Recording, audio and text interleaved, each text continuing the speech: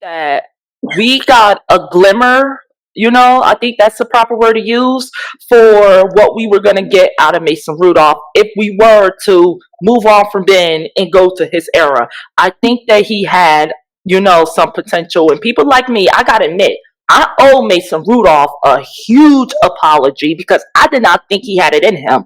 But see, they allowed Mason Rudolph to do what I highly suggested for them to allow Kenny to do. Now, I just think that, okay, maybe I'm a little crazy here when I say that they should have brought Ben back another year on a veterans deal, have Kenny sit behind him a year so he could learn from him and then move on from Ben to Kenny. I think that would have worked out well. They should have fired Canada, like I said, mid-2021 season. I wanted him gone then because when the quarterback is playing quarterback, offensive coordinator, basically game manager, all in one, and we're seeing plays where during that season that we're like, okay, where the hell was this the whole season? Where the hell was this the entire game? And it's funny that from when, life after Canada of last year compared to 2021 season, when we saw Ben drive the ball down, we started to see a little bit of himself. Obviously, we're not going to see the mobility. I did not expect that because that's 26-year-old Big Ben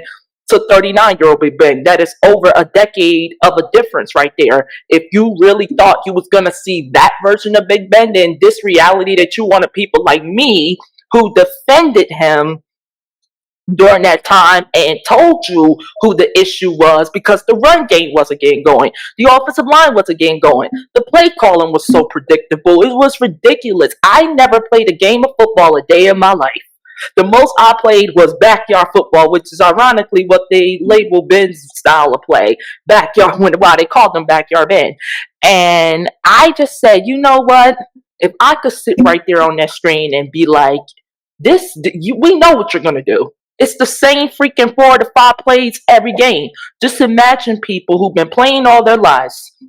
Up here, when you are a pro, I don't care whether you're drafted or undrafted, first round or 7th, you are a pro for a reason. It's because you know the game of football, or others believe you know the game of football better than hundreds and thousands of talent that that registered or signed up and made their protocols, made their call for the drafts. You were very few selected. Like, you got that 1 in a million opportunity. Just imagine what people of that caliber is able to look at that offense and do. Just imagine people who coached at all levels were able to do. We're sitting on our couches right now. Now, you covered the game longer than I did, so of course you're going to know more. And I would never question your football knowledge or your takes. That's why I brought you on this show.